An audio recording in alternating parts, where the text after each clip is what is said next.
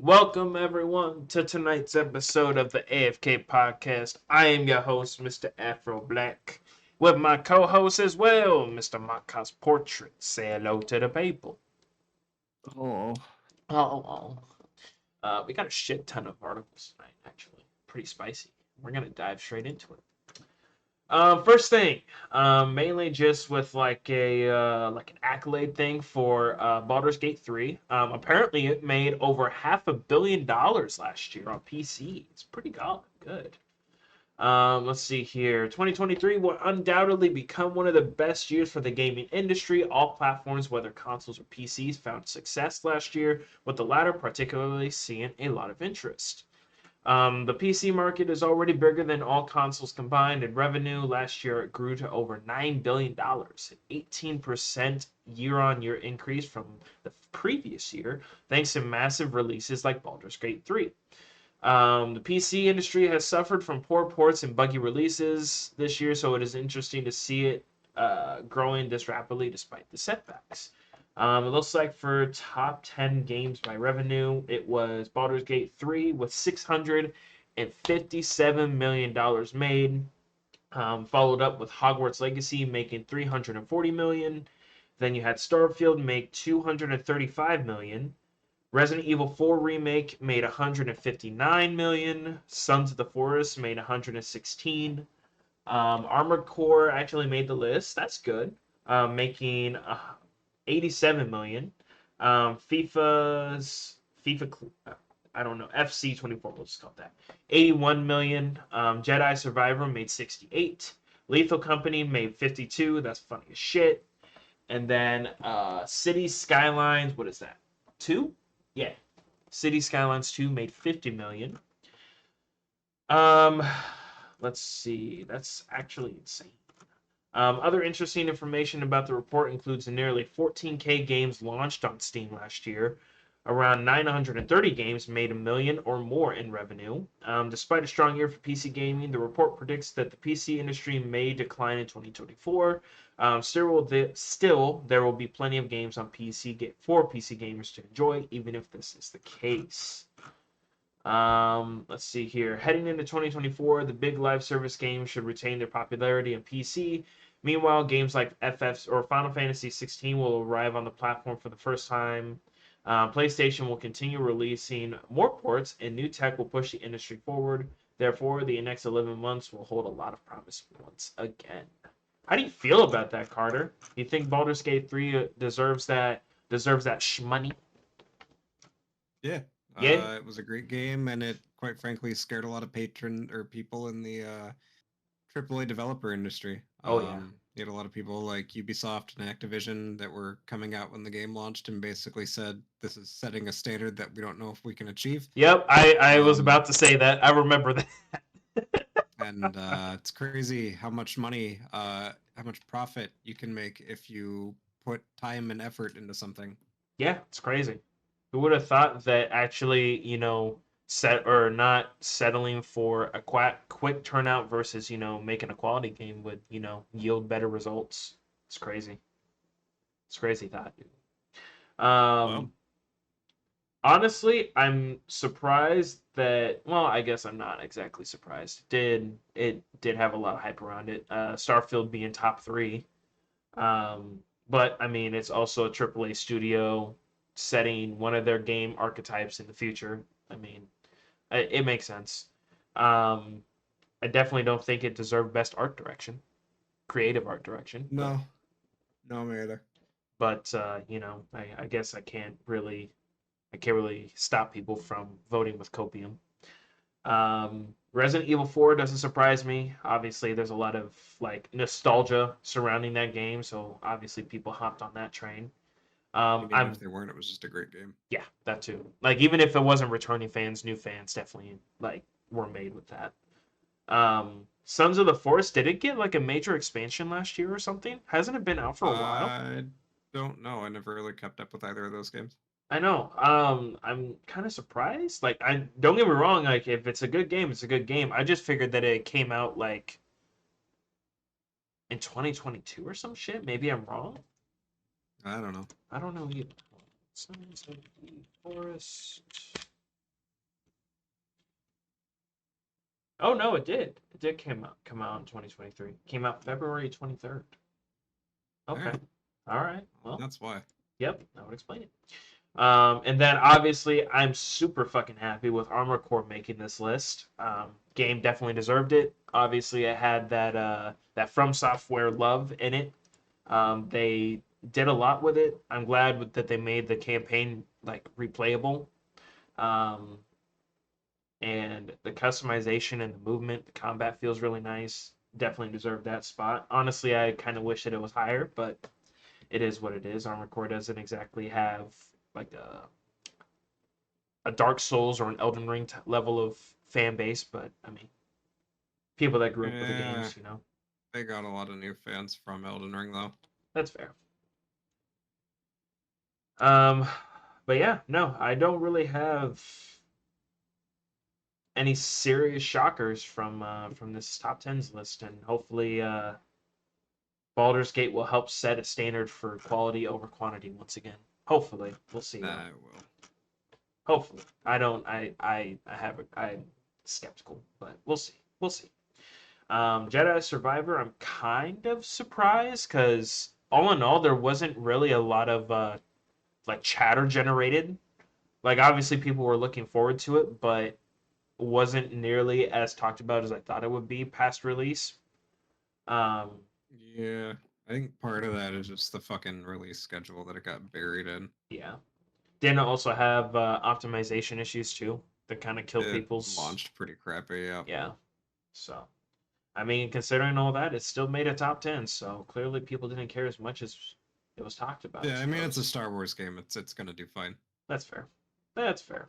City Skylines, I don't really know too much about that franchise, but clearly it's fucking popular. I It's kind of a city sim. Not even kind of. think it is verbatim that, isn't So it? yeah, Yeah. But I guess people like to be architects more than I thought. But yeah, no, pretty popular genre.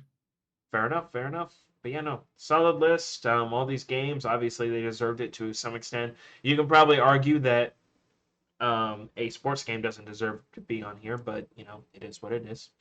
Numbers don't lie, so it is here and it's here to stay. But yeah, no, that's the top land list. Baldur's Gate obviously deserves number one. No complaints about that. I've heard nothing but raving positive reviews. Did hear that there was something wrong with Act 3 optimization and bug wise, but I think they already patched it. So not Yeah, they've really, done a lot of work on it. yeah. So, so yeah, that's all I really got to say on that. What about you, Carter? Got anything else? Yeah, no, it was a great year for the fucking annualized games to be as bad as they were, because it opened up a lot of windows for these new games to kind of spread their wings and say, Oh hey, yeah, can't agree more. Um, Moving on to the next little, it's just a little tidbit. Smite 2 got announced a few days ago, as of this recording. From what I know, they aren't actually changing anything outside of engine. Everything else, I believe, is staying the same. Someone could correct me in the comments or whatever, but as far as I know, they're just basically updating the engine and the graphics and stuff like that. That and also, I'm assuming they're trying to generate buzz around Smite again because Canon Exactly the game has been gaining popularity over the years. Um, let's see about this game more. Yeah, so MOBA begins with immersive visuals powered by Unreal Engine 5, more impactful combat, and new creative gameplay options to shape the game in your own way. Um, but yeah, great rewards await. If you played Smite, your Divine Legacy is waiting for you in Smite 2. You'll have access to amazing cross-gen skins, badges, and Legacy gems after you link your Smite account. So that'll be interesting. But yeah, no. There's no release date or anything like that, so I'm assuming they're still working out the bugs and shit. But Smite fans, you guys have something to look forward to on that. Especially if you're tired of looking at the potato graphics. So, um, but yeah, did you have anything to say on that, Carter? I don't know if you played Smite at all. I fucked around with it a little bit back when it first came out on PS4. It was Mm-hmm. fine. I'm not really a big MOBA guy, That's but fair. I know a lot of friends, or I know a lot of friends that are fans of it. That's fair. They also said that all their content from the first one would port over as well, which is always nice to see because it's never necessarily guaranteed Yep. when it comes to Overwatch. shit like that. Well, no, Overwatch shit carried over, but Oh, they did? Oh shit! I yeah. thought they just said fuck you and they just made everyone redo all the No, it was skins every again. other aspect of the game that said that. Oh, perfect. Well, at least the microtransaction stayed. Yeah, pretty much. But yeah, so that's cool. I'm glad that Smite 2 is getting a engine revamp, and hopefully it brings new competition to the MOBA scene because right now it's still technically dominated popularity wise by League, and then obviously like prize pool and competitive wise, I think Dota 2 still reigns supreme. So yeah. Probably. Moving on to the next thing, Suicide Squad. Kill the Justice League dev Rocksteady lifts NDA. Now there's more news out on the game. And now, after a round of Kill the Justice League previews from media went live this week, developer Rocksteady has lifted its NDA on the recently held closed alpha, allowing players to talk freely about their time on the game. IGN was among the number of publications that published impressions of it earlier this week. Quote, Rocksteady's first large-scale game in almost 9 years is not clicking with us yet, we said.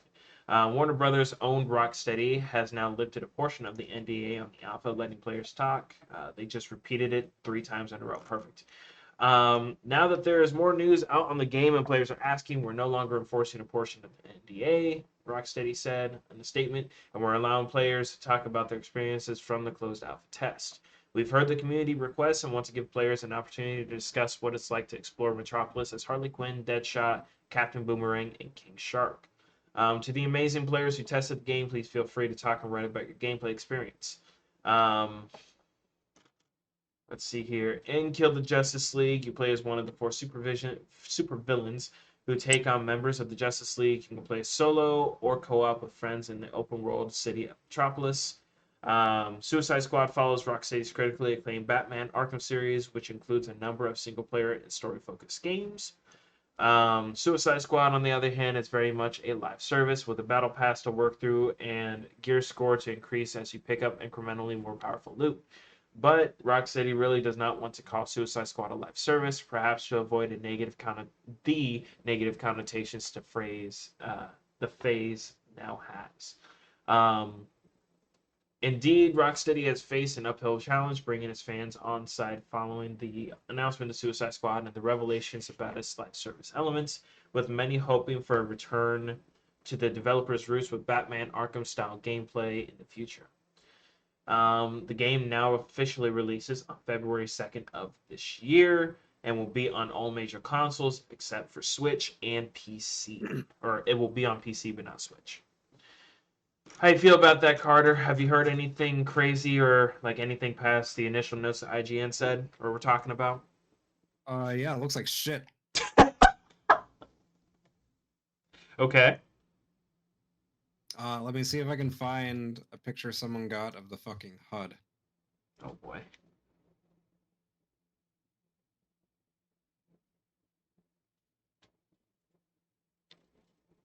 Oh yeah, there it is. Hang on. Oh Jesus. There. This will be easier than posting a picture. Here is a link from someone that grabbed a shot from one of the reviews. Or the previews, rather. That is not an exaggeration. You can Oh click on that Jesus. to zoom in. Come on, load you bastard.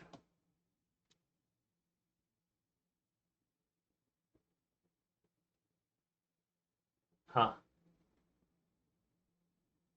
It just looks generic. It looks like shit. So, as far as the information overload, someone has pointed out, assuming that you have the picture up for our lovely viewers to watch, I do. here is everything that is presented on the screen simultaneously. An HP bar, an armor bar, remaining lives left, your character icon, your XP bar, your recent XP gain, your objective name, your objective progress bar, your objective numerical progress, your current main objective, charges for a possible weapon, a round counter, enemy HP with status effects, a 6 times, whatever that is, probably a zoom of some kind, status effect counting down, a minigun heat up, normal damage numbers, critical damage numbers, your score, a host icon for the Captain Boomerang player, current buffs, audio of Batman talking, 3 weapons and ammo count, ability icons, a shield harvest objective marker, a mini map, and chat functions. All at the same time.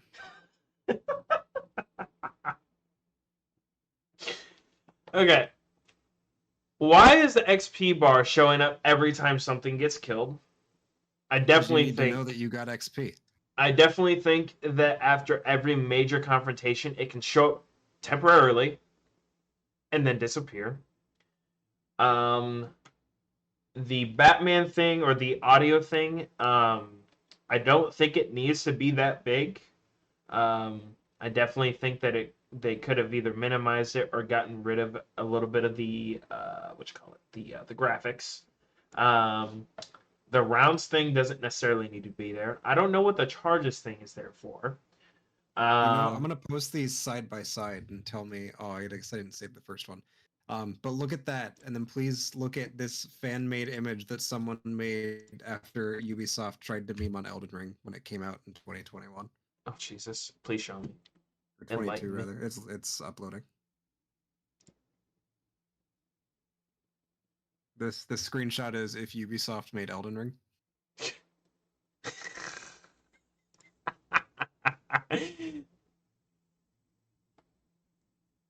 I forgot about them shooting shots at it's them. Uncannily similar. Yeah, they definitely could have minimized the level of the fucking big of a HUD. It's fucking bad, dude. What the fuck is this thing on the right side? This random jumblized fucking encrypted thing that says US. Is this all 4 characters? It was just them trying to make. I don't know. It was them trying to make sense of as much of that as they could. Oh yeah, no, this is the lost in the sauce for now. This is the These are the all 4 characters in the co-op, and then obviously because it's an alpha, I'm assuming that they wanted to encrypt the names for whatever fucking reason, and then the server. So US, and then score. Why is that? I don't know, dude. We're looking at the same thing. Okay. See, it's bad. Oh, it's not that bad. Okay, so score doesn't need to be there. That's something that once again can pop up after the major confrontation and then just fucking disappear. That doesn't need to be a permanent thing. The list of characters, I could see the symbols being there, sure, but I definitely don't think that once again, they can either shrink it or they can get rid of the names and then make you just go to a social tab in the start menu and see names and be able to invite and shit like that. There's no reason why the names need to be there at all. I love that you weren't upset about this until I posted that Elden Ring one in there for comparison. Yeah, it's just like, I don't know. I'm just more of like an optimistic kind of person. Like, okay, I can deal with this kind of, but it's just like they could have made it so much better. Like, there are so many unnecessary things here. Why is this ultimate bullshit right in the center of the bottom? Why is that there? Because it's funny. I don't get it. Like, they could have moved this over here on the left side, right above your fucking other analytics, or just put some tiny text that says ultimate ready or something. Why is there a graphic here? Why is there a big ass orange pillar here? That's not funny. I don't know, man. Like,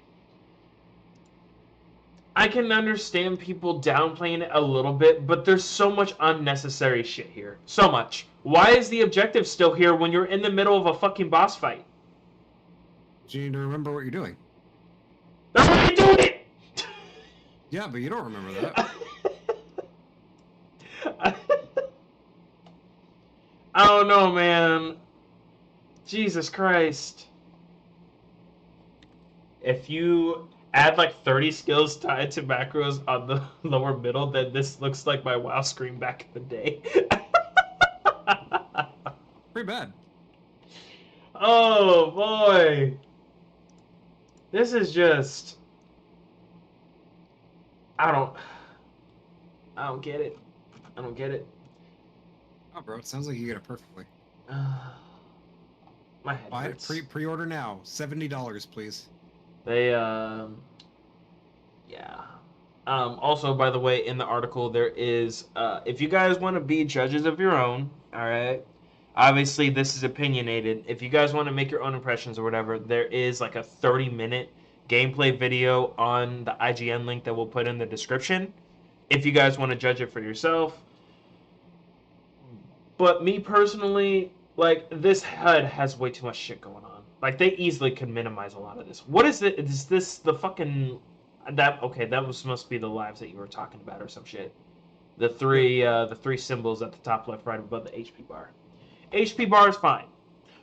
Armor is fine. The symbol next to it isn't necessary for the most part. That could have been gotten rid of. These symbols over here could have been moved over to the left side. Names don't need to be there. Scores don't need to be there. That can all be post results screen. All of it. All of that shit right there could have been post results. This symbol right here that's randomly in the middle on the bottom doesn't need to be there. The directional pads in the map, that's fine. I don't have a problem with that. Batman thing doesn't necessarily need to be there. Could definitely just be changed to like if you're not gonna put like an animated thing with the fucking equalizer that shows Batman talking, literally just minimize this down to the equalizer, the name, shrink the box. Or even better yet, if you don't want to go through that much effort, just literally put the name and show a little speaker showing him talking. That doesn't need to be there at all. I don't know. Just that it just, like I said, it's too much shit going on. Too much. Nope, $70. I will pay $5. $70 plus the battle pass, please. Actually, you know what? That's a little bit extreme. If I was judging this off of HUD alone, I would pay 15. I would pay 15, but I wouldn't buy the battle pass unless I legitimately like the actual gameplay. Nope. That would be me personally. $70 plus $20 battle pass. I will shoot them in the kneecaps before I do that. In game, of course. In game. But yeah. So it looks like IGN isn't too impressed, and I don't know. Do they have? Here, hold on. Let me see if I can. I will actually put the follow-up impressions article in here as well. Let's see here. So they go into detail about what they didn't like. Let's see here. So best part of Kill the Justice League after playing it for a few hours is the story. And yes, it certainly seems like you will be killing characters you know and love. Lots of death happening. That's also a big part of the problem I have with the entire premise. I can't help but shake that there's no way Rocksteady is going to let this stick. Our heroes have done terrible things. There will be a time reversal mechanic or some alternate Earth timeline that comes along and washes away all the terrible awfulness that has happened during the story. From enslaving a child form of poison ivy to straight up watching your heroes murder people, there's a lot here that's going to make you feel a bit uncomfortable about the journey you're being taken on. And when you pair this disconnect with the game's mechanics, straight out of the likes of Destiny and Anthem or Marvel's Avengers, I'm left worried about the final product coming together in a way that works. The fun just wasn't there for me, at least not yet. To go more into detail, the story has its fun moments, yes, and the team banter, at least during the cutscenes, is when Kill the Justice League is at its best. The cutscenes have clearly been given a lot of love. Meanwhile, the character models look great, the voice acting is on point, and there are a lot of moments where I genuinely laugh, thinking that this could be enough to carry me through the messy and tired open world missions, which means that they are generic and repetitive, I'm assuming. While they could reverse time to fix the morality issues at play, chances are that there will be difficult given, or that Chances are that will be difficult given the planned expansions, story additions, and gear chases coming later on in the form of free updates. That means we'll be stuck with the terrible things that transpire, and if the name sticks, stuck with with a Dead Justice League. But hey, they punch Boomerang for putting a bomb in our head. So let's move on from the whole enslaving a child thing. I know it's Poison Ivy and this is kind of Waller Singh, but I'm used to it. I'm using it to illustrate a point.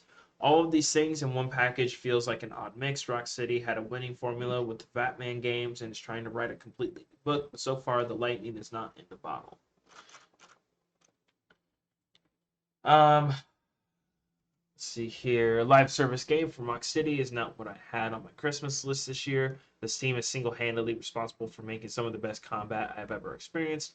The combat arenas in the Arkham series is also allowed to tackle them with stealth or brute force, adding further flavor and variety to Bruce Wayne's vigilantism. Jesus fucking Christ. To this day, in fact, you can find ridiculous takedown montages on YouTube and TikTok for Batman Arkham Knight. Unfortunately for Suicide Squad, once the fun story bits, and you're left with a much less inspired combat system and an open world that's filled with tedious tasks that are more about grinding through traditional tropes like point defense and collect the material and turn it in.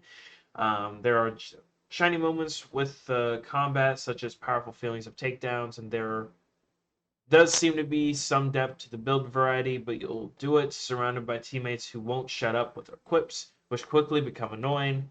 Then the combat does start. It has its fun moments, but it also has weird issues like long animations to regen your health or a shield, and you'll get knocked down or knocked out of an animation for unclear reasons.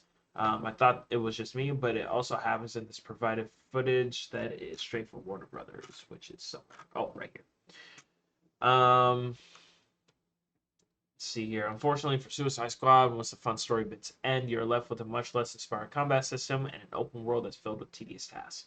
Thing is if you can't make the side missions interesting, then it's probably not a good idea to make an open world, especially when open world games tend to be like the longer format games. Ubisoft can tell you this from experience that people tend to not like games like that long if the story or the side missions aren't compelling. At that point, literally just minimize it down to a more like you can still keep it co-op, but a more singular, like linear single player or story experience with some side missions tattered or catered, like grafted in with substance. Like I don't understand the point.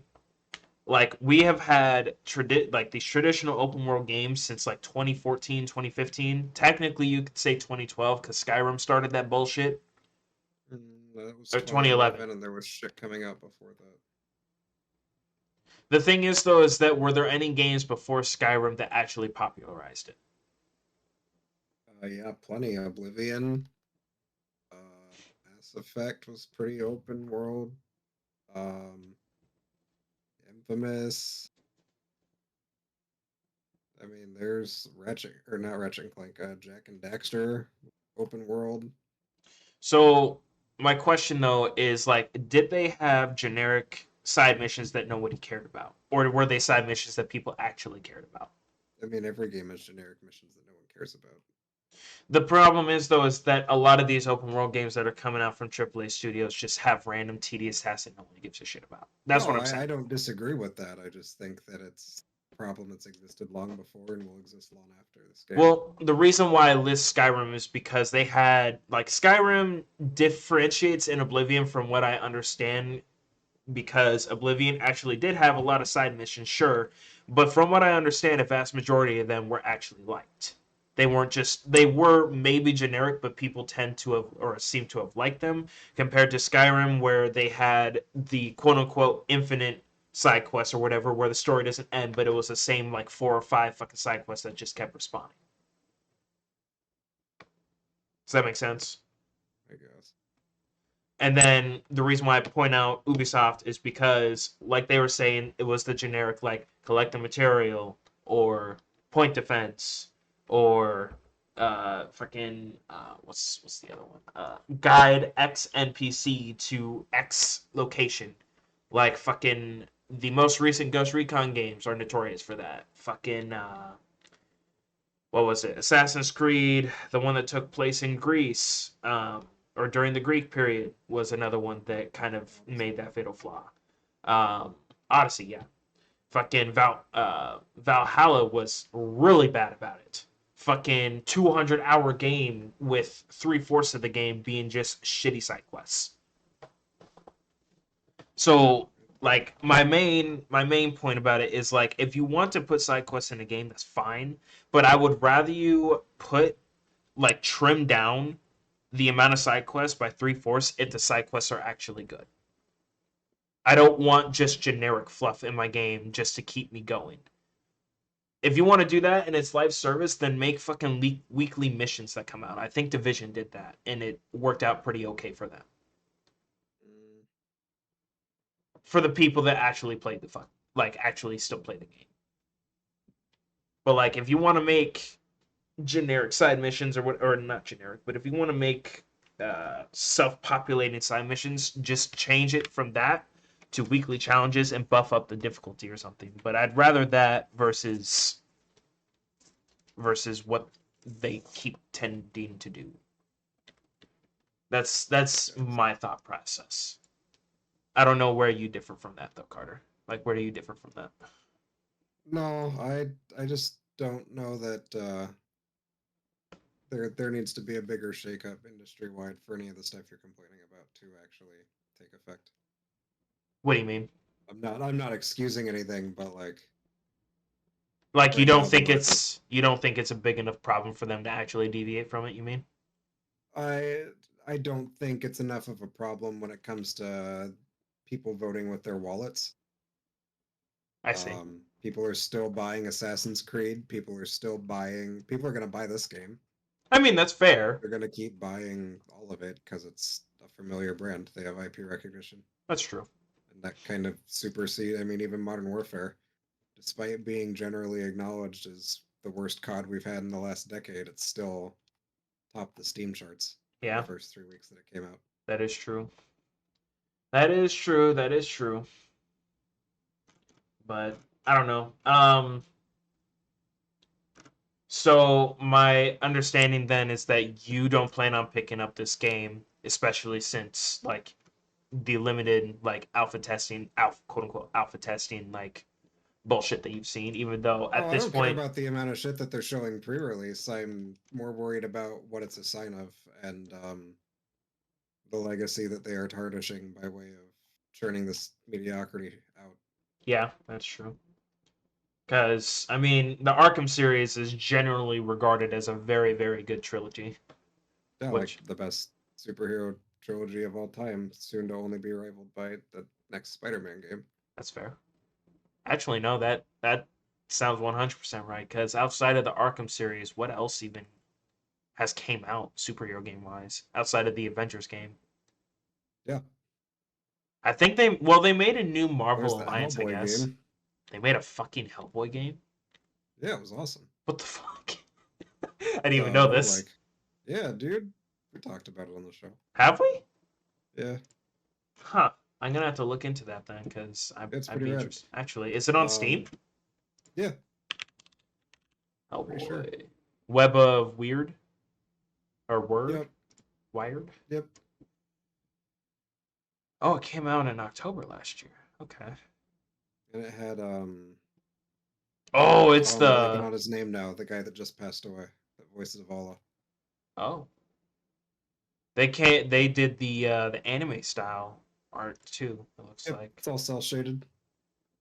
Matches the comics really well, actually. That too. I was gonna say comics, but I can't remember if it was a comic art style or the anime art style. There's not an anime. There isn't? Didn't they come out with an No. animated series? There's probably a cartoon, but there's not a fucking anime. Oh. Then maybe I am thinking of the comic then. Huh. Interesting. I'll have to look into this a bit more later. But yeah, no. getting back to Arkham, yeah, no. Outside of, I guess, well, you said Hellboy, and then the Amazing Spider-Man now sequel or like duology turning into a trilogy. I think Arkham was the last trilogy set of game or just superhero games in general that were actually well received and loved. I can't think of Yep. anything else. So yeah, I don't. That kind of sucks that Rocksteady's going in this direction. But I mean, I guess they'll have to find out the hard way, like every other publisher on the planet. Watch their population go down from day one, like 50K on Steam, to fucking 200 within a month. Granted, the gameplay is as bad as everyone's saying. So. And I hate that they're also calling it an alpha test like a month out from releasing. That's irritating. It's a beta. It's Yeah, not it's an scary. alpha. It's not a fucking alpha. It's a beta. Fucking liars. Well, it might be an alpha. Yeah, we're gonna delay the game a bit longer. Wouldn't be the first time. True. But yeah. Closing thoughts on that one before we move on, Carter? Dog shit. Dog shit. Booty cheeks. Dookie. But yeah, I don't really have much more to say on that. Suicide Squad wasn't really on my radar. It was piquing my interest a little bit from like the co-op aspect, but I mean, DC isn't really something that I hyperfixate on. It's something that I watch if a good movie comes out, but that's about it. So, I have yet to even play through the Arkham trilogy, so. I mean, you should definitely do that, and then don't give them another dime. Oh, I already own it. I think it's I think I got it for free on Epic Games. I just have to download Hell it. yeah. It's lit.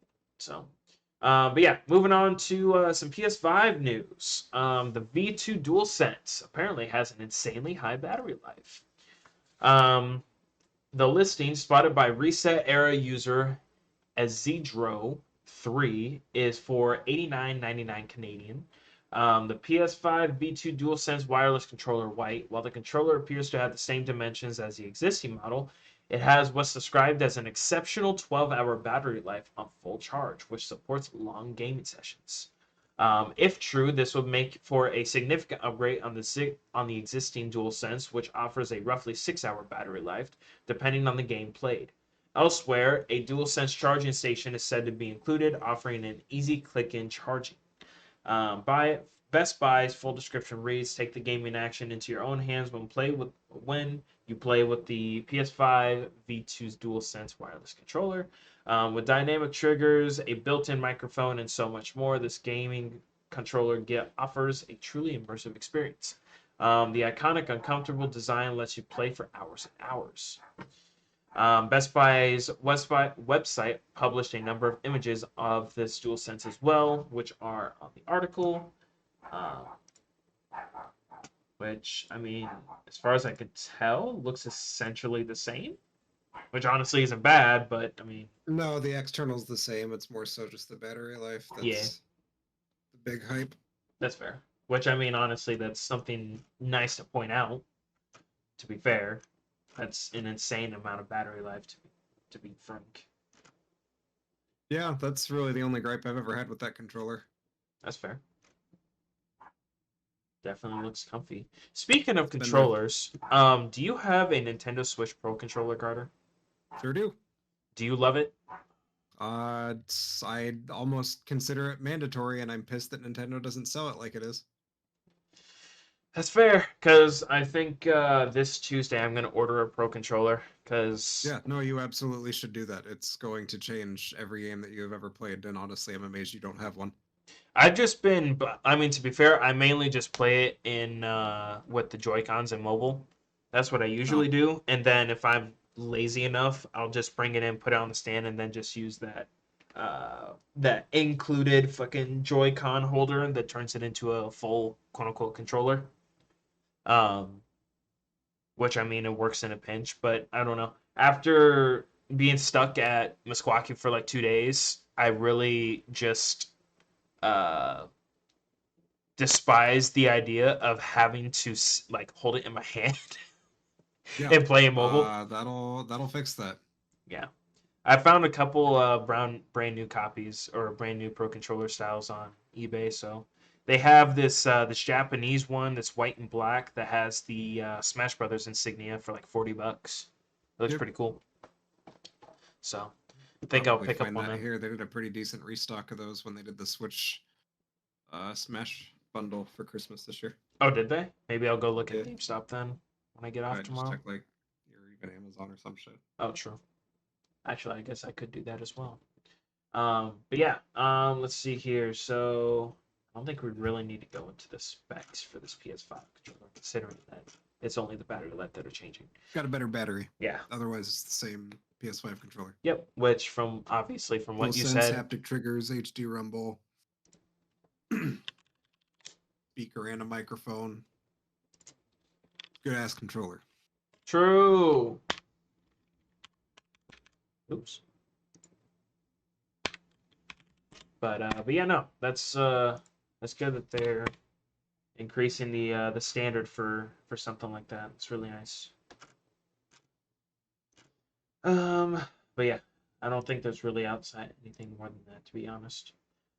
Speaking of Amazon, actually, as of like almost, well, I guess you could say almost a week ago, as of this article, which was published on the January 10th, Amazon is cutting 35% of Twitch.tv staff, which is over 500 people. 2023 was a horrific year for layoffs in the video game industry with well over 12K jobs lost. But barely 2 weeks into 2024, we've already hit a disturbingly high number. Days ago, Unity cut 25% of its employees, 1,800 to be specific. Today, Amazon is cutting 35% of streaming service Twitch's staff after many years of unprofitability.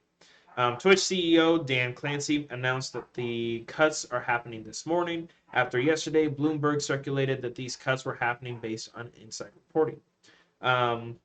Quote, I regret having to share that we are taking the painful step to reduce our headcount by just over 500 people across Twitch, Clancy said. This will be a very hard day. The Twitch cuts joined further Amazon layoffs at Prime Video and MGM Studios today. Though those numbers are unknown, last year 18,000 people were laid off at Amazon, and this year is beginning with fresh cuts, it appears.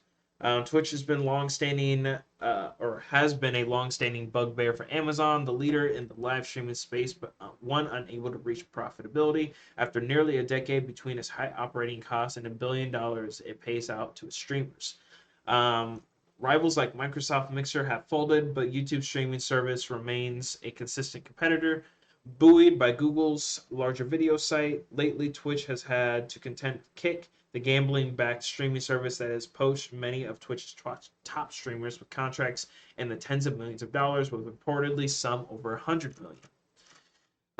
Clancy, in the statement, says that the company is too big where we're at today, indicating that the current size of the company should be where things are 3 years from now instead, predicting future growth. This implies more hiring and time, but if Twitch's ongoing issues are not rectified, who knows how that will play out. They will get shut down. Amazon will this is a sign that Amazon's tired of their shit. This will have a huge personnel impact in the industry, as it's hundreds of jobs lost, but many that streamers and content creators have also had direct relationships with employees and liaisons for years, and that might destabilize things on many fronts. And then there are the 1,000 people left behind now working with 35% less of their friends and coworkers in an environment where morale is sure to be low going forward. Twitch does not seem to have any sort of magic fix for what ails it. It may continue to grow, as Clancy says, but its costs remain high, and it frequently makes decisions that baffle this community. That is true. They have to be reverted and reshaped consistently until they make some amount of sense. Some never do. So while Twitch may be the market leader, that comes with extreme challenges, and this very well may be the worst moment in its history unfolding here today. I don't know about you, Carter, but while I wasn't really immediately thinking of it, I'm not really surprised. I know that a lot of analytical types of streamers on Twitch have already been predicting this for a while now, where basically they just can't keep up with it. And it also doesn't help that they get into a controversy regarding their fucking inconsistent enforcement on terms of service and shit. More specifically towards female streamers. Not to say that like it's their fault. They're just taking advantage of people at staff or taking advantage of the situation because Twitch doesn't know how to grow a pair of balls and enforce it on people that are trying to bend the rules or even just blatantly break them.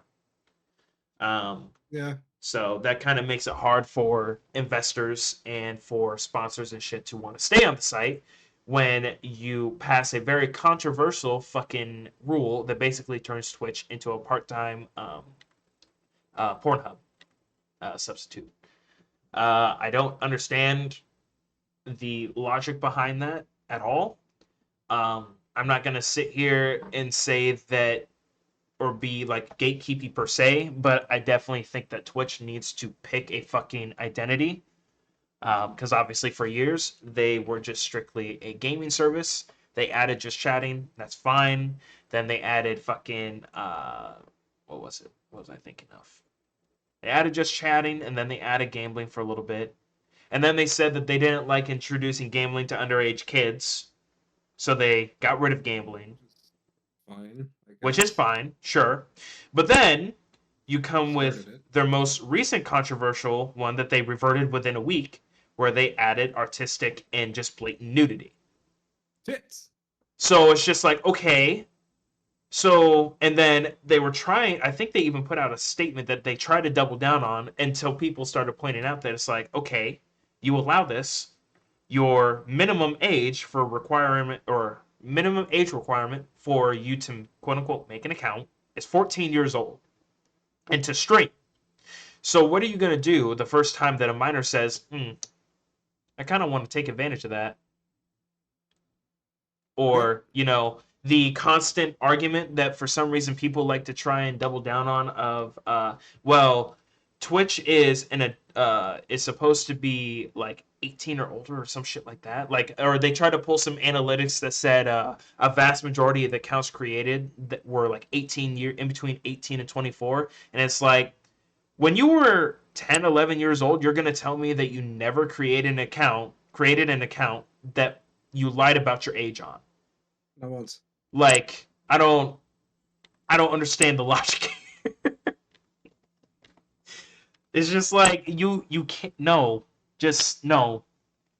So obviously most people predicted that they would revert that, but it's just like once again, you're not picking an identity.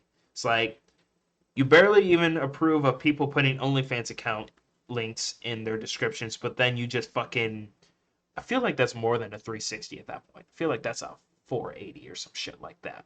Where it's just like, not only did you approve that, but you're also saying that the OnlyFans girls can advertise their assets as well on stream and not only post links. So, I don't know. It's just a lot of controversial rule changes and bending rules and just blatant ignorance on rule breaking, and then also the inconsistent fucking ban timers that they have on people. Where you had the one girl that had sex not only once but twice, I think even 3 times on stream, live on stream, and got banned for I think the first time was 3 days and the next time was 5 days. Just Cool. yeah, yeah. She did it twice and didn't get perma banned. Oh, we didn't finish either.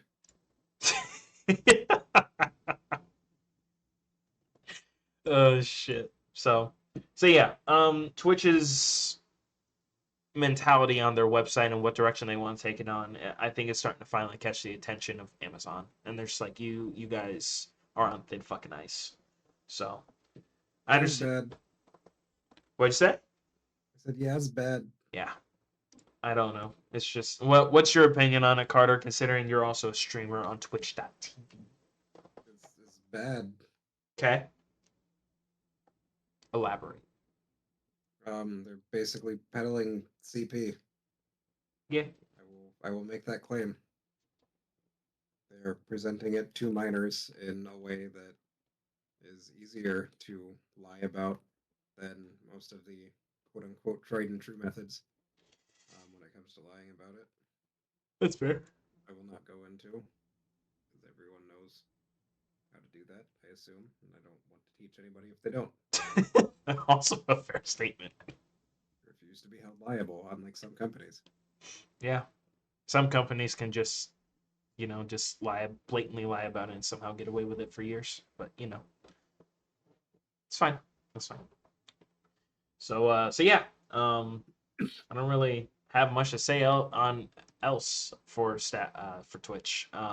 Get your shit together is all I really got to say on that, because I understand that I use Twitch, and I understand that I've been live streaming there for years, but it's just like I don't have a big enough audience to the point where I can't just restart on a different platform.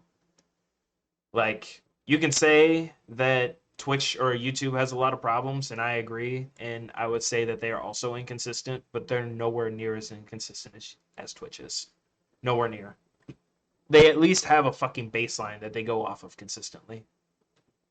And as for Kick, at least they blatantly just say, like, yeah, there's a few extreme things that we don't allow, but for the most part, we don't give a shit what you do on this website. And those few rules that they do have is literally just to keep them from getting sued. That's about it. So, time's ticking. Twitch, better get your shit together. That's all I got to say on that. But, yeah. Speaking of, unfortunately meeting your end early, Minecraft Legends development ends less than a year after launch. Mojang has announced the end of development on Minecraft Legends less than a year after the game came out. For people that don't know, Legends is an action strategy spin-off that launched in April of last year, courtesy of Mojang owner Microsoft. It fuses real-time strategy gameplay with traditional Minecraft action and adventure. IGN's review came out as a 7 out of 10. Legends is an engaging strategy game that capably combines the established Minecraft world with a streamlined RTS structure. In a blog post, Christina Anderka, senior creative writer at Mojang Studios, said the developer is now going to take a step back from development. The announcement comes just 9 months after the release date of Legends. This means no new content will be released for Legends, although Mojang has released a bright-eyed hero skin for free. The game remains fully playable, which means existing Lost Legends challenges remain free and offer rewards. Technical support will continue, as will PvP and co-op. Thank you for following along this heroic journey and helping us make Minecraft Legends the game it is today. And Erica continued, with the support of our team, our partners in the Minecraft community, we're going to continue exploring the types of games we're passionate about and bringing new experiences to the Minecraft universe. Together, we united the overworld, made some adorably scary friends, and most importantly, showed those piglins that they mess with the wrong dimension. Again and again, keep your banners raised, because the overworld will always need a hero. Microsoft and Mojang have struggled to replicate the enormous success of Minecraft over the years with various spin-offs. In September, Mojang brought Minecraft Dungeons to development to an end after the action role-playing game hit 25 million players. Minecraft, meanwhile, remains enormously popular. In October, Mojang said Minecraft had sold an incredible 300 million copies across its many platforms, making it the best-selling video game of all time. I don't know, man. I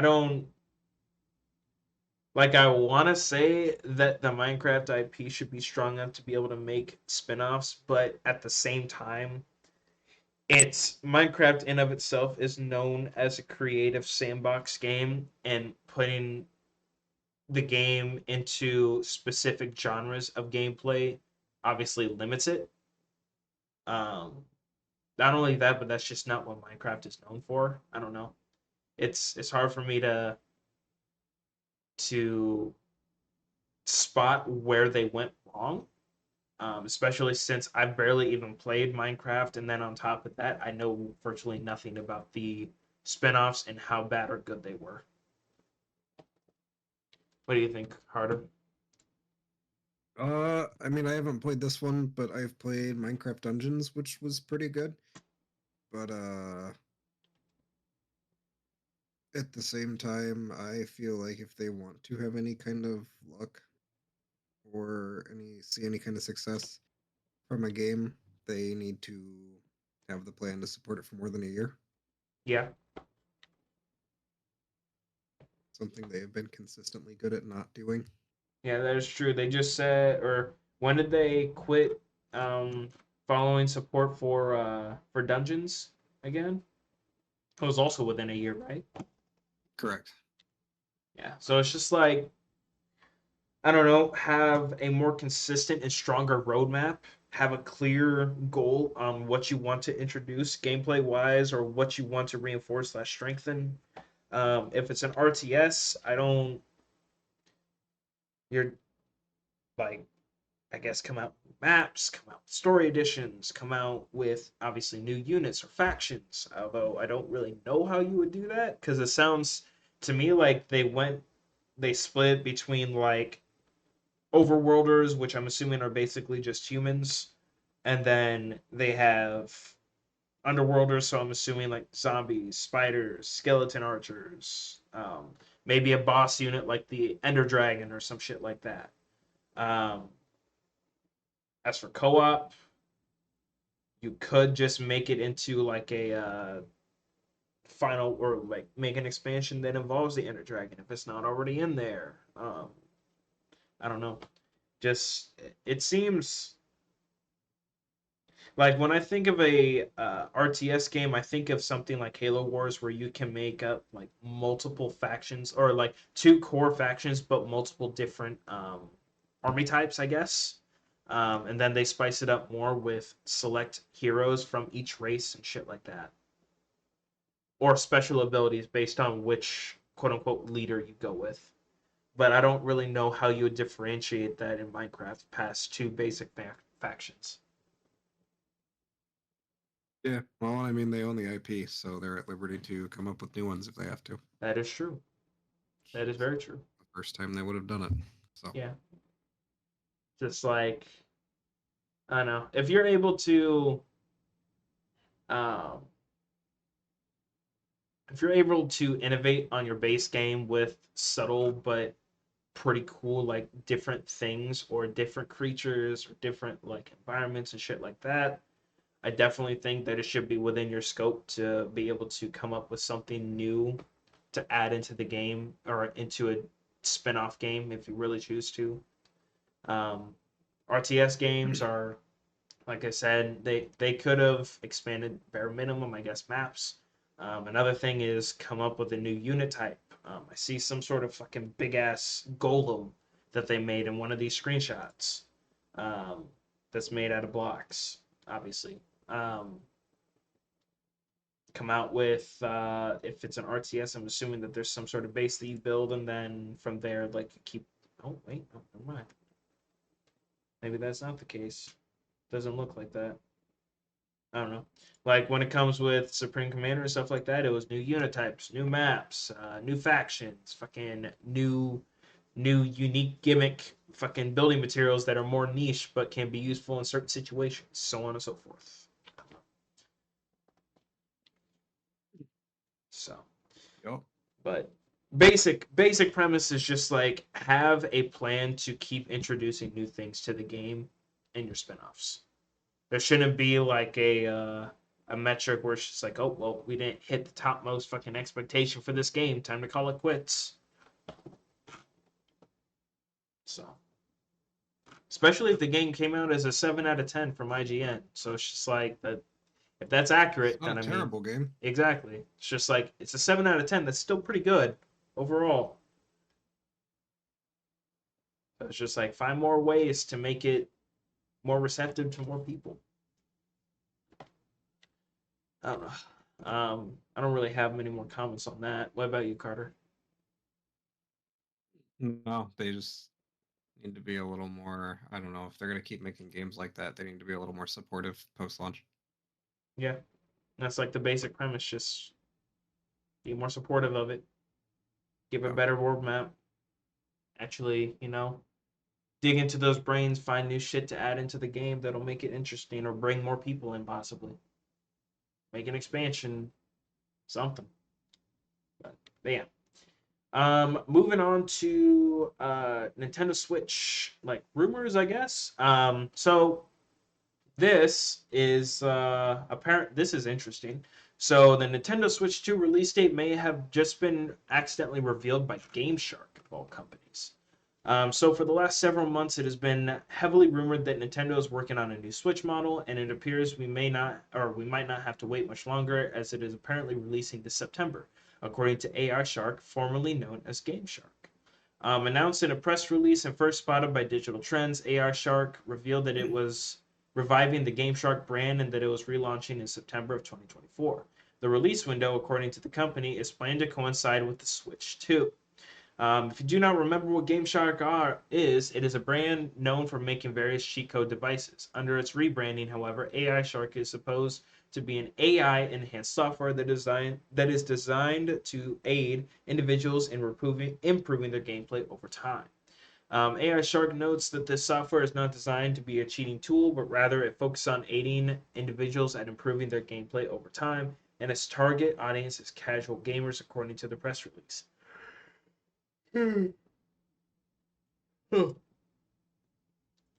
Quote, harnessing the power of AI supercomputers and our exceptional code writing team, we are aiming to eclipse the original Game Shark's triumphs tenfold and redefine the gaming landscape on a global scale, said AI Shark founder Todd Hayes, who wrote in a press release, AI Tech, or Altech Lansing is our first inaugural peripheral licensing partner, and we will assist them in capturing a significant share of the $2.5 billion gaming headset marketplace.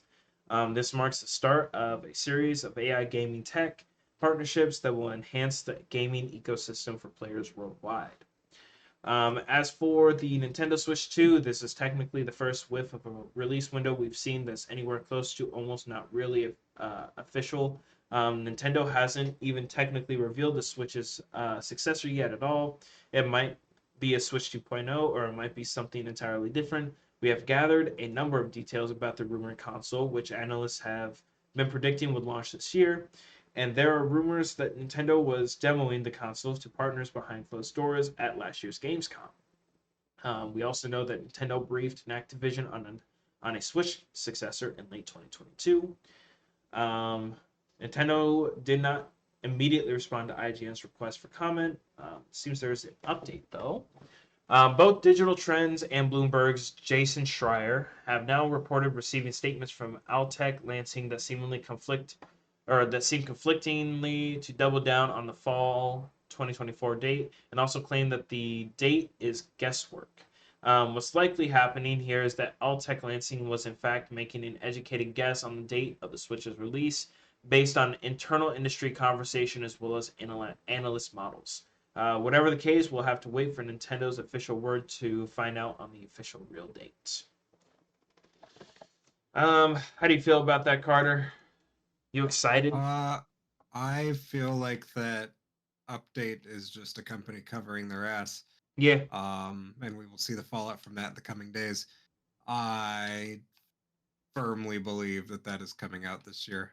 There is a supplementary article I have included this week as well that goes over the stunning amount of first-party big-name Switch games that have gone out of print across most major retailers, including Mario Odyssey, Mario 3D World, just like a lot of really fucking top-selling Switch games for no apparent reason. But a lot of that seems to be speculated that they will be repressing them and re-updating them or updating them with some new box art. That's fair. To catch my drift. Yep. I don't know. Like, even if Game Shark hadn't blown the lid, I think analysts probably, or people just in general that have been hyped about seeing a new Switch console would have seen everyone and their mom knows it's coming this year. Yeah. They just haven't officially announced it, but I mean, the It signs. might even be a holiday thing. I could see them doing a holiday thing, which is weird for them because usually they tend to just do it whenever they want. Yeah, The Switch came out in March. The 3DS came out in like July. The Wii had like a spring launch. Like I don't know. They just drop shit whenever they want. yeah. It must be nice knowing that you can just drop anything you want at any point in time, and you know it's gonna sell fucking crazy amounts of money or send it crazy amounts of copies. Yeah. Like just having that much confidence in your brand to not release during the holiday season says a lot. Yeah. But yeah, no. Like it if anything, if people weren't even paying attention, if they had just heard about a Mario game being like just stopping printing or whatever for whatever reason, and they knew that the Switch was around the corner or whatever or was being hinted at, And definitely. it's not that it's a Mario game. Like yeah, no Mario game recently has just been like a generic Mario game anyway, but like it's Mario Odyssey is the game that's out of print right now. Or Yeah, one of the games that's out of print right now. That is the 3D Mario game for this console generation. It's widely heralded as like the best 3D Mario game right now. Um it continues to sell fucking millions of copies every year. that's So fair. for it to just disappear off the face of the earth for physical collectors like that without any warning is Has to say something. not. It's yeah. Because it's definitely not sales numbers that are causing that. Yeah. So I'm definitely excited. If you guys haven't already, I believe we talked about like possible things we would ideally like to see in the Yeah, Switch 2 we've already. We talked did, about that so many fucking yeah. times. We especially we I did don't it. know. Especially we did it last week. So it's just like there. We if you guys want to know our thoughts on that, you can go back and see that. But yeah, no, I'm definitely looking forward to seeing the actual release. That way we can see the official specs on it and then go from there. So. Yep. Um, speaking of that, speaking of out of stock and stuff, Switch 2 rumors swirl as major Nintendo games go out of stock. Who would Yeah, have this thought? is what I was just talking about. Yep. So, to expand on the amount of games that are doing this, apparently, Nintendo, a Twitter account dedicated to highlighting sales and deals on Nintendo games and products, started noting that some of Nintendo's first-party games are out of stock at multiple retailers. After Nintendo deals highlighted games like Paper Mario, the original, or the Origami King 2 Metroid Dread. Discord user A Shadow Link was able to round up a list of affected games that appear to no longer be available at stores like Amazon, Walmart, Target, and GameStop. Though each game's availability varies, you can check each game's status across multiple retailers like at Deku Deals. This obviously includes Mario Odyssey, but another game or other games included are the Paper Mario game, Donkey Kong Country, Tropical Freeze, A Legend of Zelda, Link's Awakening, Pikmin 3 Deluxe, Metroid Dread, once again, Kirby Star Allies, Xenoblade 2, Super Mario Brothers U Deluxe, Fire Emblem 3 Houses, and Engage, Yoshi's Crafted World, WarioWare, Get It Together, Nintendo Switch Sports, once again, Odyssey, Splatoon 2, Super Mario Maker 2, and Mario Strikers Battle League. All of these games are sellout hits, and they just randomly go out of stack. Come on. Not only are they sellout hits, but like a good chunk of the latter half of that list is shit that dropped within the last 12 months. Yeah. It's just like there's literally no reason for those to go out of stock except for the reason that Carter gave earlier. So it's just like, come on, come Me, on. unless there's something I'm missing. I don't know, man. That seems like kind of random and out of place. Especially, It's very on brand for Nintendo to stop selling games and then sell them on new hardware saying new and improved version. yeah, We had a ton of Wii games that did that. There was the entire motion control like GameCube remaster line that we had with the likes of like Mario All Stars Tennis, Pikmin 2, the Metroid Prime trilogy re-release. Um, I feel like it's gonna end up being another situation like that because Nintendo they've learned from their mistakes. They know all they need to do. And again, I'm rehashing shit that I've said about this every other time we talk about the next Nintendo console, but they know what they're doing. They know they don't need to fucking do anything outside of a hardware revision yep, to sell another fucking 300 million units. That's all people want at this point, and it's going to give them the fucking wiggle room to, at this point, make PS4 games and Xbox One games yeah. on a playable handheld console. Whatever Twitter says, I don't care. That is a massive achievement to be able to do. Oh yeah, for sure. Like And now is Martine the time to be able was, to do it. I think it was Martine and Kane that were basically trying to argue that people that were excited about something like that are settling for the bare minimum. And it's just like, but Nintendo isn't known for graphics. No, The people are fact still going that to sit there. They're going to buy it because they know there's Mario, there's Zelda, there's Kirby, there's Fire Emblem, there's Smash, there's Splatoon. Uh, there's fucking Advanced Wars now. That's back. Like they're printing money. They're printing games. yeah, Anything they fucking put out on that thing sells like a fucking hotcake. it's just like Metroid maybe, Prime 4 is sure. coming still. Like I understand that they can improve it probably a shit ton more, but No, I that would would be the also best way to argue, play it, but that's not what people are going to be looking for. yeah, they aren't like Nintendo games aren't necessarily known for graphics. Like sure, there's a couple of gorgeous games that they have a particular art style or something like that that doesn't necessarily cater to physical hardware. It's more just like how it's animated and how it's drawn that makes it look fucking amazing. But it's just like that's not what they're known for. They're known for classic hits. They're known for gameplay and quite a bit of story. Okay, and the fact that they're going to be able to do that, but with PS4 level graphics, which were still fine at the time. Okay, they'll be able to. They should be able to hit routinely fucking 1080p 60 FPS on any game that they develop, unless they go over the fucking wall with graphics in the engine that they develop for whatever game. Like they know what they're doing. They know what their target audience wants for the most part. Sometimes they just straight up ignore it, but we won't get into that. I think that they're doing just fine as long as they hit the specs that I just listed. Just to keep it quick Yep. and simple. Yep. Just That's like the end of it, because this is like the 5th podcast that we've talked about this. Go listen to the other ones if you want us to keep rambling about it. yeah. So, but yeah, so you guys know what the highlighted amounts of games that they're short selling or they basically took off the shelves. I highlighted them in case you're watching, so you guys can look at them for yourself, unless you want to just look at them obviously through the link.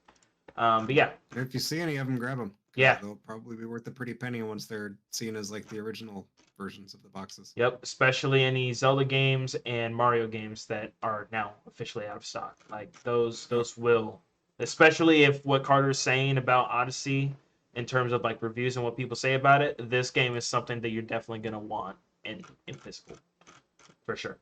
So, moving on to some Marvel news actually. So, this was made also on the 10th. Marvel Snap appears safe after developer secures $100 million funding. Let's see here, which the developer Second Dinner secured a $100 million investment. In November, Second Dinner was forced to reassure concerned players of the well-received online card game after its publisher ran into trouble. Reports indicated TikTok maker ByteDance planned to wind down its Newverse gaming brand and retreat from mainstream video games, and was looking for ways to sell off launch titles. That included Marvel Snap. Second Dinner's Marvel-themed Hearthstone-like that launched in 2022.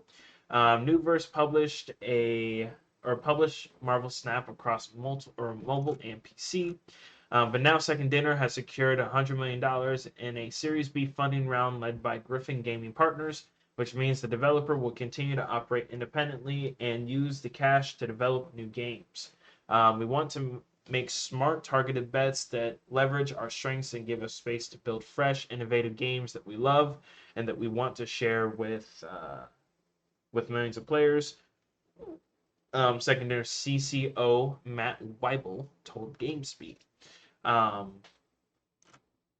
hell? Where'd that? Oh, there it is. Nick Tuosto, co-founder and managing director of Griffin Gaming Partners, added, Second Dinner has assembled one of the strongest creative teams that we have ever come across.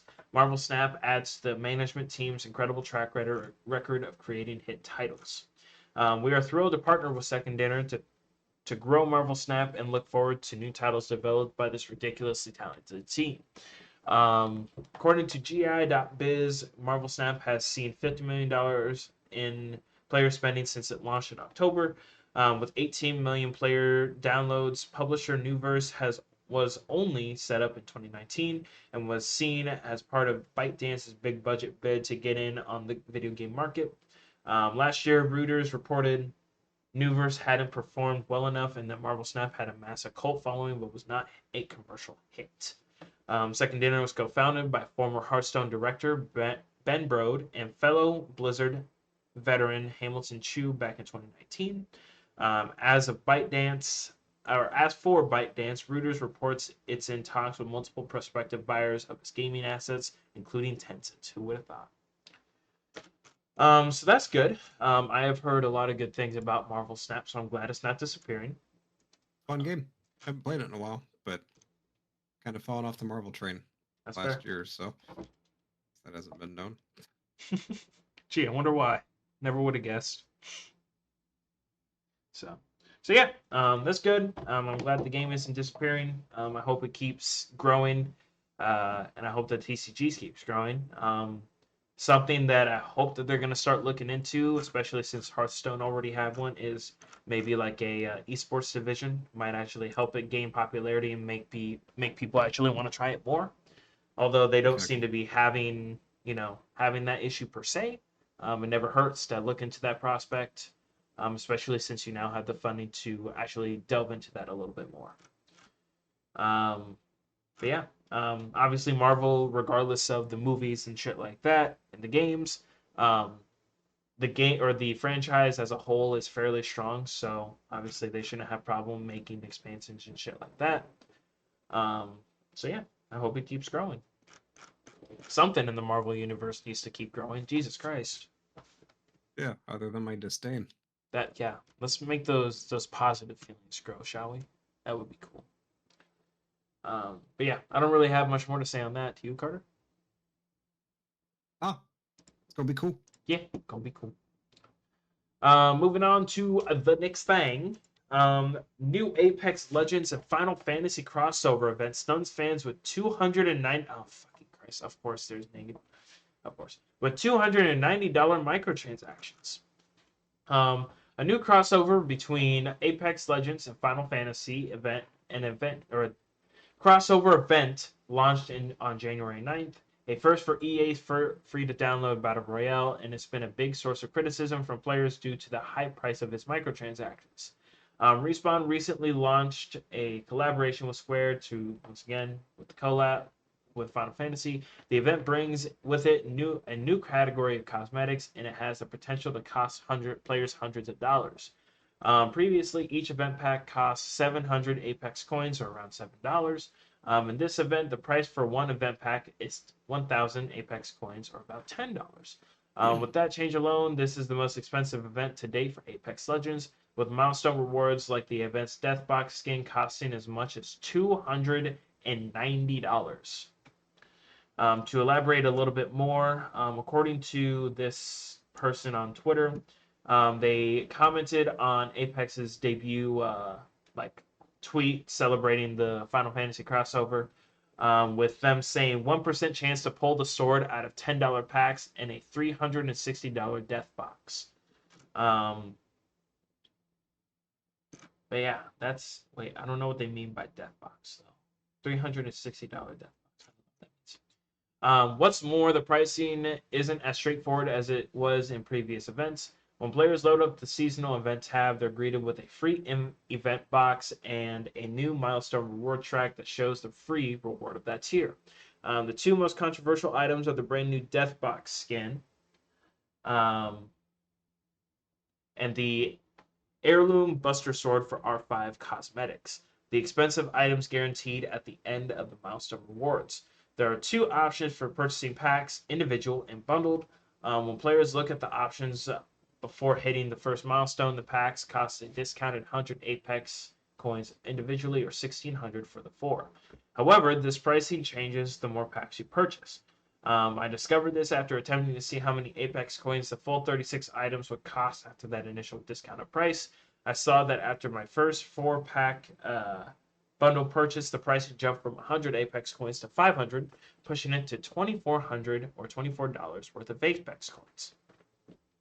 The pricing slowly crept upward, and I wasn't even halfway through the milestone when the pack prices were back to 1,000 Apex coins.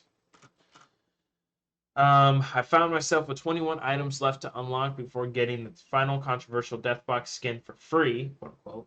I would have had to spend an additional 21,000 Apex coins or $210 on top of the previous 8,000 or $80 I already spent in order to obtain it. In total, with all deals applied at 36 items, 35 not counting the free pack on login, it would have cost me 29,000 Apex coins or $290 USD. So it's less than 360, but not by a large margin. On top of that, the Apex coins cannot be bought at a 1-to-1 ratio. In order to get 29,000 coins to purchase all the items, you have to go to the Apex coin bundle section and buy from the available amounts. The fluctuating prices, depending on how many packs you bought, isn't addressed or even stated in the event messaging.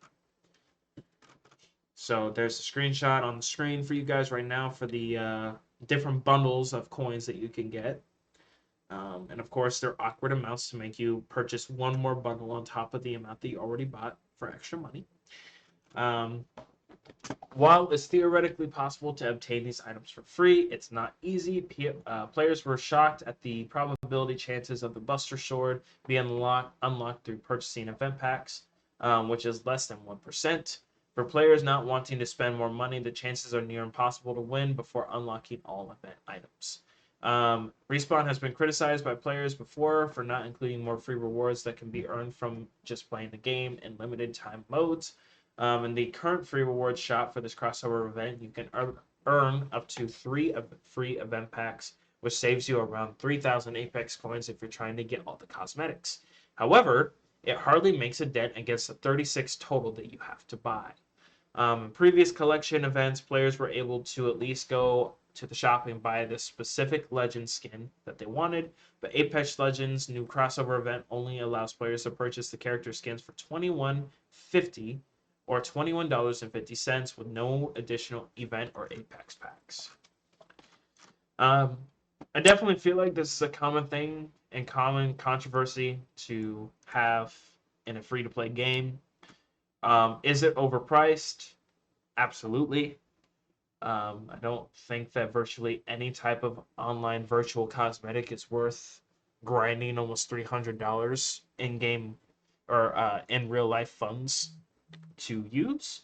However, at the same time, me personally, I would just be spending maybe $30 if I was, actually into Apex Legends, see what I can get, and then just leave it from there. I already know that even though people are bitching about it, Final Fantasy is enough of a hit to it just won't matter. People are still going to buy it. Maybe. I slightly disagree with that. Do you know what a death box is? I don't actually. I don't know what they meant by death box. It is the container that drops all of your stuff when you die. So you can drop your skin? No, it's the stuff when you die. All of your stuff gets dropped in a box for other people to go loot and pick up. Yes. The box that they are selling is literally a reward for death. Wait, it's a skin for the shit that you drop? Skin is a skin for the box that you drop your shit in when you die. Here's a reward for being shit at the game. Yes. That's a troll. That's a troll cosmetic. I refuse to believe otherwise. But yeah. That's a bit unnecessary. I don't know. I'm just kind of. It's sad to say I'm kind of at the point of indifference for cosmetics and microtransactions. Feel like it's the same opinion that goes back and forth every fucking time. People that say it's unhealthy for the game, which you can argue very fairly that it is, and makes it really fucking hard to want to actually stick with the game, where, especially a Battle Royale, where the only point of progression technically even is cosmetics, and you're putting those behind a paywall. You also have the infamous, if you don't want it, don't buy it, it's free to play, which, sure, I guess, but it's kind of just a meaningless argument to have, considering that, once again, this is the only point of progression besides, I guess, ranked specifically in these types of games. Like that's it. You either get cosmetics or you increase your rank competitively. Those are the only points. There's no point in like there's no like leveling system per se. There's no like unlocks for weapons or anything like that. It's literally just cosmetics. So it's just like when you put that into perspective, it's kind of shitty, to be honest. I don't know. It's just I'm just like if we were gonna make an actual impression on companies that we didn't want this, we should have tried to make that clear years ago when they were still experimenting with it. And it's kind of just at the point where it's just gotten ridiculous. So, I mean, the best way to still make that opinion known by these fucking companies is make that opinion known with your wallet. Just don't buy it. That's literally all I can say. If people still buy it, then they still buy it, and this shit still keeps happening. Me personally, like I said, I'd buy maybe $20 to $30 worth of shit, but that would just be to see what I can grab. But after that, I'm not spending anymore. I don't fuck with microtransactions like that, and it's just no. You got anything more to elaborate on that with, Carter? Apex is dumb. EA is dumb. The end.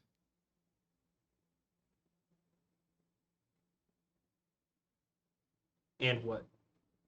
No, I said the end. Oh, the end. Okay, sorry. I thought you Yeah, said that's and. it. No, that's all I got really. Like there's not really much that we can complain about here that before that hasn't been said countless fucking times.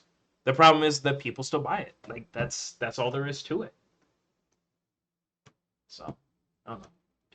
Yeah, that's all I got to say on that. Moving on. So a funny little haha thing is Microsoft snaps up Pokemon with Guns game Pal World for Game Pass, with the release date also being confirmed. Um, Pal World, the hotly anticipated monster collecting RPG dubbed Pokemon with Guns, finally has a release date as well as confirmation is coming to Game Pass. In Pal World, you can capture over 100 pals, fight bosses, and build bases. You use your pals to do tasks for you, so you can automate the entire production lines. That's open world. There's open world survival and crafting gameplay in there too, for up to 32 players. Power World, developed by Craftopia maker Pocket Pair, launches on Friday, January 19th on PC via Steam and the Microsoft Store, Xbox Series X and S, and Xbox One in early access form. According to its new trailer, Power World is coming to Game Pass day and date across Xbox Series X and S, One, and Windows PC. So yeah, Carter, I don't remember if we talked about this. Are you looking forward to Power World? Are you scooping it? I don't know if we have a ton, but yeah, I'll definitely check it out. I'm definitely interested. I definitely want to give it at least a whirl. I'm curious to know how much it's going to be. It won't. Doesn't matter. I have Game Pass. I mean, it's fair. Um, just based off of like the gameplay that I've seen and shit, it just looks hilarious to play. I've also heard the comparison of Digimon with guns as well, which is also fairly accurate. That's fair. Um, so yeah, I'm definitely curious to see how this goes, and I think I'll pick it up. I'm assuming that it's going to be around the $30 range, maybe 40. I don't think Hopefully. I don't think it'll be a $60 purchase. If it is, uh, may give it a second thought, but we'll see. But yeah, no, it definitely sounds funny at least to play. I'm curious to see how they balance between the PvP, PvE, survival, fucking base building mechanics and all that, along with obviously the Pokemon aspect of catching creatures. So yeah. But like I said, comes out January 19th. So next Tuesday is, I believe, what? Wait, no, not next Tuesday. Yep. Comes out on Friday or Thursday. Yep, most good games do. Yeah, so that's also a good indicator right there. So yeah, um, I guess be on the lookout if you're into that sort of thing, and hopefully it'll be a good game. Moving on to the next thing. Funny little thing from speaking of Baldur's Gate earlier, way back in the early part of the podcast. Xbox confirms it's banning Baldur's Gate 3 players for auto uploading spicy clips. Microsoft confirmed reports it's issuing bans to Baldur's Gate 3 players on Xbox when their consoles have automatically uploaded video captures featuring in-game nudity. But says it's willing to reverse suspensions if actions are deemed to have been taken in error and suggests users turn the auto upload feature off to upload further bans. Or you can just, have a fucking bot scan through them like they do with every other system and just block it from going up. That's also a thought. Sounds Um, lame. like you're just just ignoring the fucking problem, but okay. Um, Word Baldur's Gate 3 players were receiving bans for using an Xbox approved feature with an Xbox approved game, albeit in a way potentially violating Microsoft policy, surfaced last week. And developer Larian quickly moved to assure fans it was working with Microsoft to sort out the annoying and uncool suspensions. Shortly after it said affected parties should start seeing their bans lifted, and that work is ongoing and Microsoft team is aware of the issue. A week on, and Microsoft itself has now acknowledged the situation in a statement on social media to provide clarity on Baldur's Gate 3 mature content enforcement actions. It wrote, Xbox account suspensions are not automatic. Each clip is reviewed by a moderator, and if found in violation of our safety and content policies, actioned accordingly. I don't even think it's worth suspending or banning a fucking account. Just block it or deny it. I don't. Okay.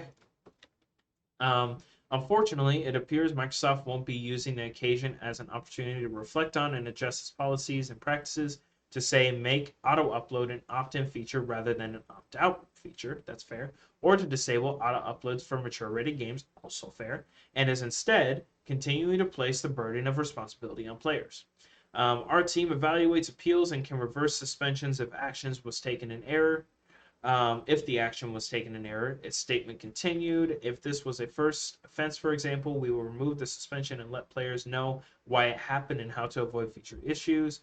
For example, how to turn off auto upload when sensitive content is being captured. It then points players to instructions on how auto uploads can be disabled on Xbox consoles. Um, Baldur's Gate 3's long-awaited transition to Xbox has been a bit of a bumpy one, of course, with players on the console also experiencing save issues, which Larian has provided a workaround for while it waits for a more permanent fix from Microsoft. Still, Baldur's Gate 3 remains a highlight of 2023, regardless of the console, and probably a highlight of 2024 given its gargantuan size, as both Eurogamer and its readers attested in our end of the year roundups. So, Carter, how do you feel? Is this an Xbox problem or is this a player problem? It's 100% an Xbox problem. Don't fucking set the default system settings to be something that goes in direct violation with your terms of service. That's fair. And I agree 100%. There's like 3 or 4 different ways that they listed, and we just listed, that they could have prevented this. But instead, what they're doing is, well, you should have disabled this automatic fucking feature that's on every Xbox from the get go, dude. Clearly, it was your fault. Yeah. So yeah, no, I'm just gonna keep that one short. It's Xbox problem. There's multiple ways they could go about rectifying this and making it so, like not necessarily they have to go through hoops, but players have to go almost out of their way to meme that hard, and then they deserve a ban at that point. But this right here, this is a little bit ridiculous, and that's just blame shifting to the furthest extent. So Yeah. that's all I gotta say on that. Xbox Yeah. L, what a surprise. Um, Carter, why don't you tell us about how the Borderlands 3 writers don't like fan fiction?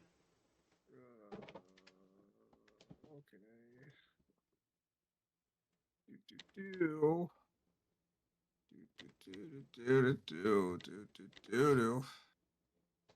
Pulling up the article. Yep. So from Games Radar, the Borderlands 3 writer urges fans to stop sending him their story ideas, saying, "quote I cannot incorporate your headcanon." Borderlands 3 writer and Gearbox narrative director Sam Winkler has asked fans not to send him their theories and story ideas for the looter shooter series. A hugely popular series like Borderlands comes with an avid fan base full of their own ideas for future installments. And while that is all well and good, reaching out to Sam Winkler in the hopes of having them made canon is not the way to go. In a PSA on Twitter, Winkler says, quote, "Do not send me your Borderlands theories or story ideas. Seriously, I will not read them. I cannot incorporate your headcanon even if I like it myself, or fix a story beat even if I didn't like it myself." The writer then goes on to explain that he's all for discussing writing, quote, as a craft and a career, end quote, but draws the line at being given, quote, advice on what you think I or anyone else should do with Borderlands, end quote. It's not to say that he doesn't appreciate fans' efforts and enthusiasm. Far from it, as he goes on to say, quote, "I absolutely love that you have all of these theories slash ideas slash fanfics," end quote. Um, oh, I didn't punctuate this right. Lord knows I had mine back when I was solely a fan outside of Gearbox. I am solely talking about people making suggestions with the intent to either canonize them or affect my work. Just what Winkler and the Borderlands team have in store for the future remains yet to be seen. The next mainline installment, Borderlands 4, has not been officially announced, but both it and a sequel to the fantasy-filled spin-off Tiny Tina's Wonderlands have recently popped up in a LinkedIn profile, suggesting Gearbox plans for more looting and shooting. The Borderlands studio could also potentially find itself in new ownership in the future, having been bought by Embracer for $1.3 billion back in 2021. And according to a report released in September of last year, the company is considering selling the studio after receiving interest from third parties. I know I have griped about how I feel about the current direction that the Borderlands franchise is in, which is bad, but that is not grounds to go and harass people online that are responsible for making the game. Yeah, it's never that serious, my guy. Just like it's. I understand that people have their loyalties and their passion for certain franchises. I understand that, obviously. I'm obviously a person that plays video games quite a bit.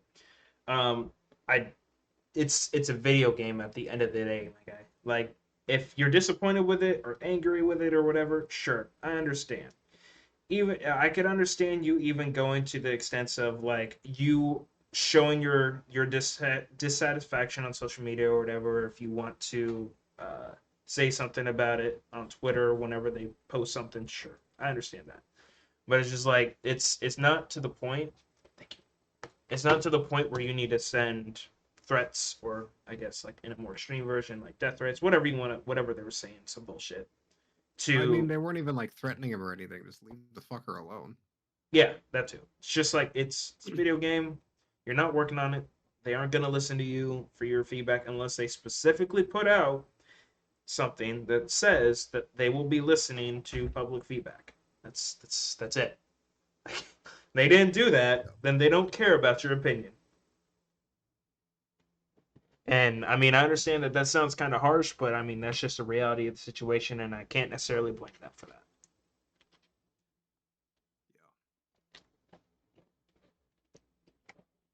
So, yeah. Plus, it's kind of weird, Joe. It's a bit weird. So yeah, that's all I really got to say on that one. So yeah, don't submit your fan fictions to Gearbox. They will not pay attention to you. They will report you and ban you. Indeed, indeed. Mm-hmm. Um, another couple articles that we got left. Carter, why don't you tell us about how the Mandalorian and Grogu are coming to movie format, dude? That's um from Miss Kathleen Kennedy and Co. Straight from the horse's mouth, The Mandalorian and Grogu begins its journey to the big screen. directed by Jon Favreau and produced by Jon Favreau, Kathleen Kennedy, and Dave Filoni. The Mandalorian and Grogu will go into production in 2024. I have loved telling stories set in the rich world that George Lucas created, said Favreau. The prospect of bringing the Mandalorian and his apprentice Grogu to the big screen is extremely exciting. Jon Favreau and Dave Filoni have ushered into Star Wars 2 new and beloved characters, and this new story is a perfect fit, for the big screen, added Kathleen Kennedy, the president of Lucasfilm. The Mandalorian and Grogu will lead Lucasfilm's ongoing feature development slate, including films helmed by Sharmeen Obaid-Chinoy, I'm sorry I butchered that, James Mangold, and Dave Filoni, who is also developing season 2 of Ahsoka, which is also in the works. This is the way. Fantastic, dude. You fucking hyped for it, dude? No. Why is that? The current state of Disney is such that I am not excited for anything that has any kind of branding involving them. That is their original Disney projects. That is Star Wars. That is Marvel. That is Pixar.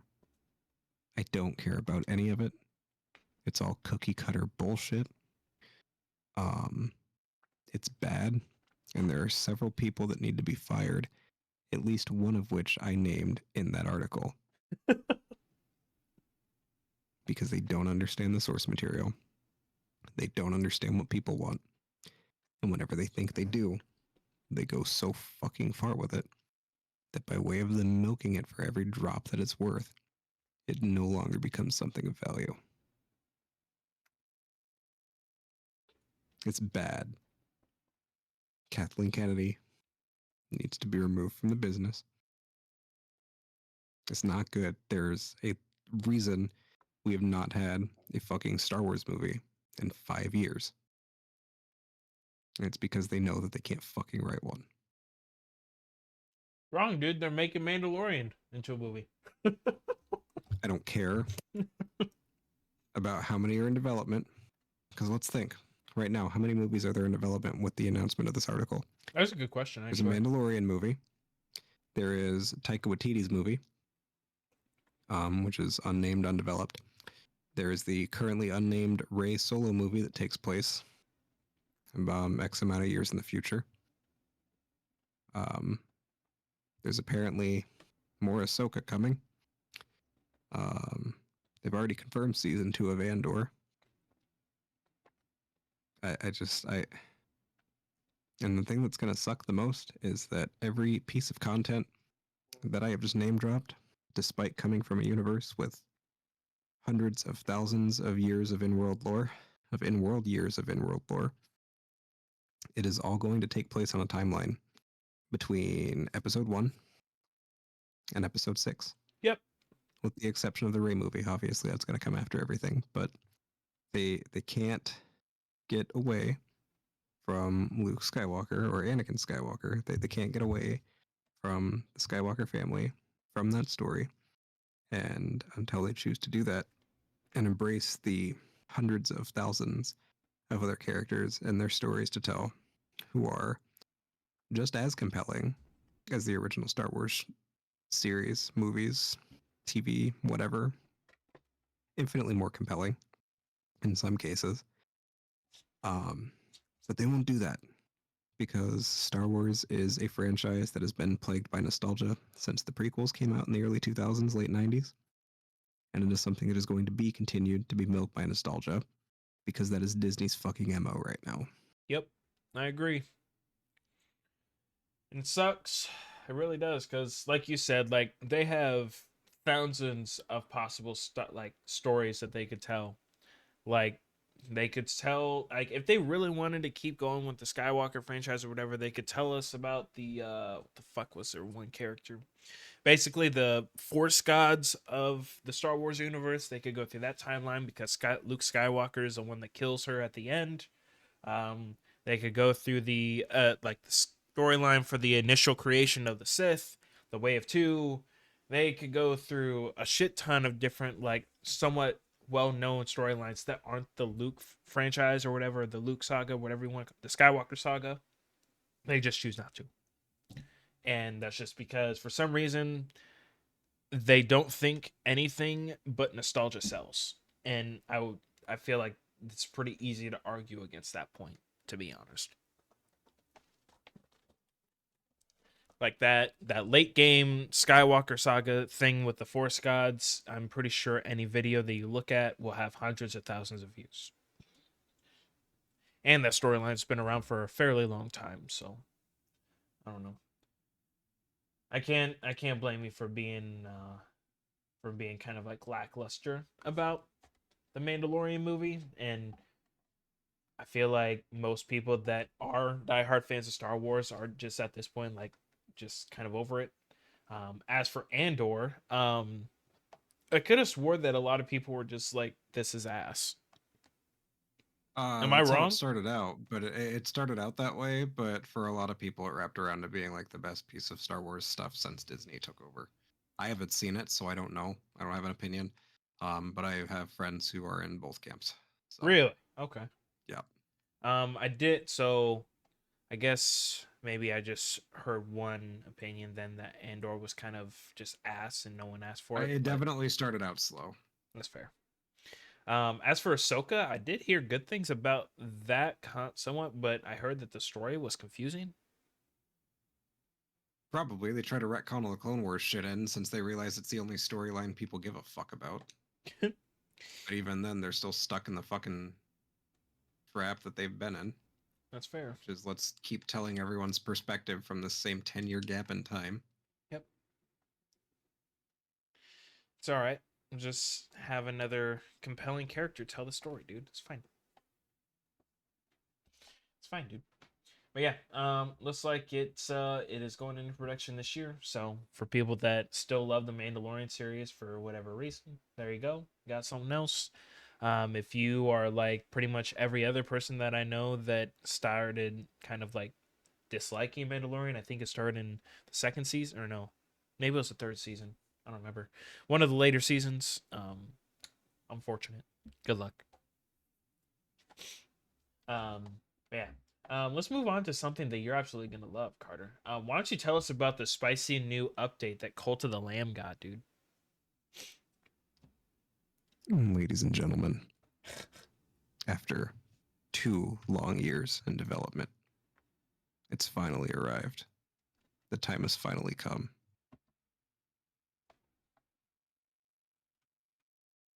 They have added sex to Cult of the Lamb.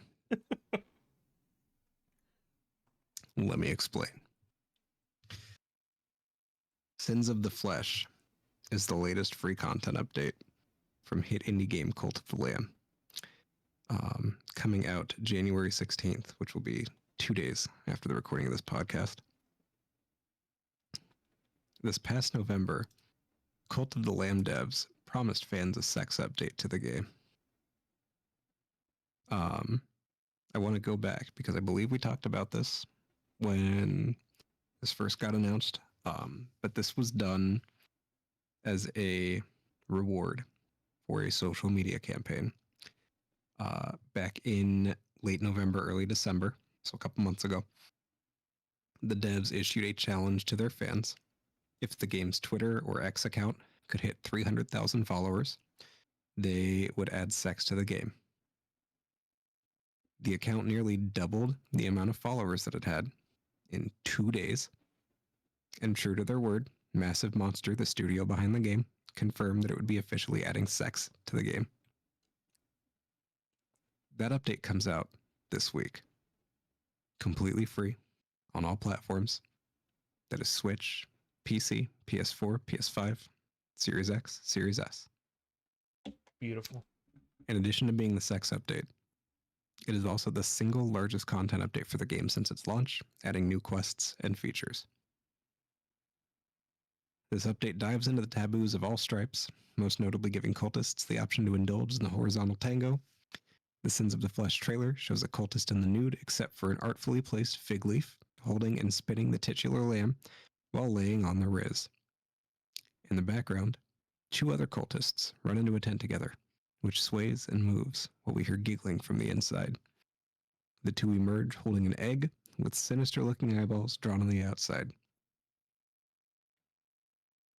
According to the developers, they used games like Pokemon and The Sims when it comes to references to keep it T-rated, which is the current rating of the game, and will remain the current rating of the game. Mostly thanks to its choices to lean more to the Sims direction as opposed to the DeviantArt direction. What is in that egg? Per news release, if two followers love each other very much, they can find an egg, nurture it for it to hatch, and then indoctrinate the offspring into the cult. In addition to this, the Sins of the Flesh update also includes new cult management options and a new progression system that lets cultists take a sinful path, indulging in gluttonous rituals, vain buildings, and wrathful doctrines. The update also adds a new poop variant called Shiny Poop, which can yield fruitful crops and a new tier for the janitor station and the storage structures. There's also a new tailor building, which means the followers can wear outfits. There are 23 different styles to choose from. The game's dungeon crawling roguelite aspect also gets an upgrade in the form of a new weapon called the Blunderbuss. When it's loaded, it fires big damage in close quarters to bring a new combat style for your crusades. You can also charge it for sniping. All right. So there's all the additions that come with the new update. So go and sin frolically, lads. Okay. And as you guys can see on the screen, comes out on the 16th. So comes out on Tuesday, as of today, which is Sunday. So yeah. Sounds like a lot of shit got added. Some fun shit. That all started with a tweet.